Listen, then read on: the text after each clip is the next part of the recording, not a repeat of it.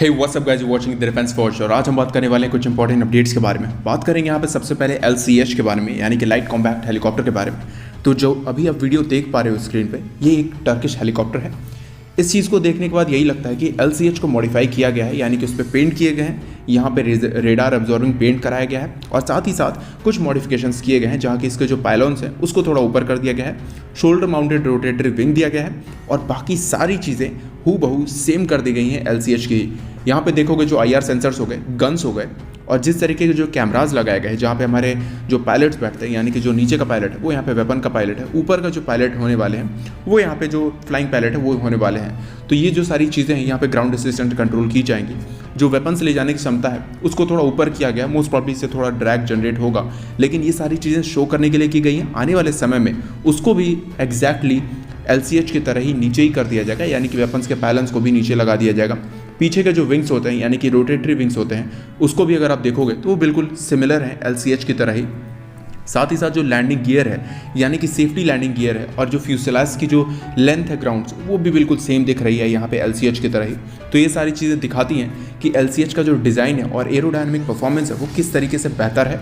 और साथ ही साथ इतने छोटे मॉडल में, यानी कि आपको पता होगा कि LCH एक छोटा हेलीकॉप्टर है और साथ ही साथ यहाँ पे जो साइज़ है हेलीकॉप्टर का वो भी काफ़ी लीन है। तो इस लीन साइज़ में जितने भी ऑनबोर्ड इलेक्ट्रॉनिक सिस्टम्स और साथ ही साथ आर्टिफिशियल इंटेलिजेंस सिस्टम्स, ये सारी चीज़ें जो लगानी है वो ईजिली फिट की जा सकती हैं।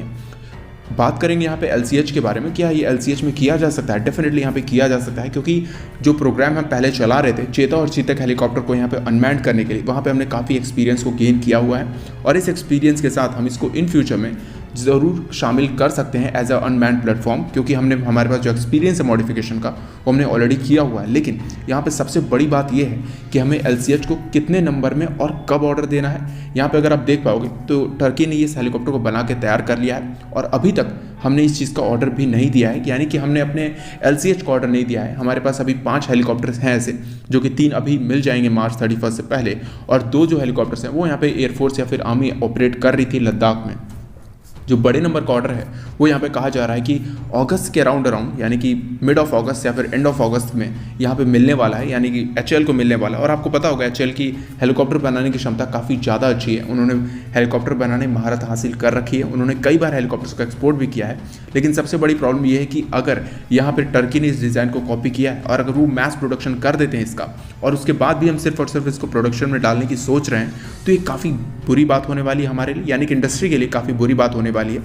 मेरा पर्सनली मानना ये है कि हम ऑलरेडी काफ़ी ज़्यादा लेट हो चुके हैं, अब तक हमें इसका प्रोडक्शन स्टार्ट कर देना चाहिए। साथ ही साथ साउथ ईस्ट एशियन और साउथ एशियन जो कंट्रीज़ हैं और साथ ही साथ मिडिल ईस्ट के जो कंट्रीज़ हैं, हम इन हेलीकॉप्टर्स को उन्हें भी एक्सपोर्ट कर सकते हैं, क्योंकि इसका जो एक्सपोर्ट पोटेंशियल है वो भी काफ़ी ज़्यादा हाई है। अब बात करेंगे नेक्स्ट अपडेट के बारे में, जो कि आ रही है सुपर पावर पाकिस्तान की तरफ से। तो आपको पता होगा आज का दिन जो है वो यहाँ पे 2 साल हो चुके हैं। आज के दिन को अगर आप लोगे तो 2 साल हो चुके हैं बालाकोट स्ट्राइक हुए।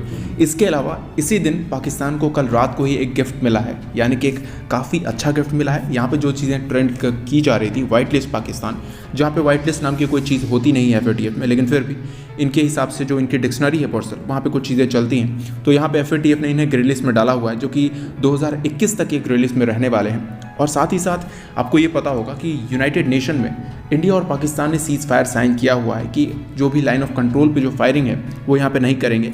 ये सारी चीज़ें 2003 में भी साइन की गई थी, इसके बाद भी साइन की गई थी और ये सारी चीज़ें दोबारा भी साइन की जा रही हैं। लेकिन इस बार जो चीज़ें हैं वो थोड़ी पॉजिटिव निकल के आ रही हैं, क्योंकि इंडियन एयर स्पेस भी खुला था यहाँ पे पाकिस्तानी PM जो हैं इमरान खान, यानी कि बेगर इमरान खान, उनको यहाँ पे श्रीलंका जाने के लिए। और साथ ही साथ श्रीलंका में भी इन्होंने बहुत ही ज़ोरों शोरों से, अगर आप देखोगे तो किसी भी कश्मीर का मुद्दा नहीं उठाया है। तो ये सारी चीज़ें थोड़ी पॉजिटिव दिख रही हैं, लेकिन ये कितने दिनों तक पॉजिटिव रहती हैं ये सारी चीज़ें देखने लायक होंगी। और साथ ही साथ जो पाकिस्तान को नुकसान हुआ है FATF में रहने से 3 सालों के अंदर, वो $84.6 बिलियन का नुकसान हुआ है, जो कि काफ़ी बड़ा अमाउंट है। इतने अमाउंट में पाकिस्तान में 2 साल की इकॉनमी चला लेता। लेकिन एनीथिंग अपार्ट, ये सारी चीज़ों को साइड रखते हुए, अगर कोई पाकिस्तानी मेरी वीडियो को देख रहा है तो ज़ोर से बोलो, आपने घबराना नहीं है। घबराना नहीं है, हमने 92 का वर्ल्ड कप तो जीता। तो आज के वीडियो के लिए इतना ही। जय हिंद।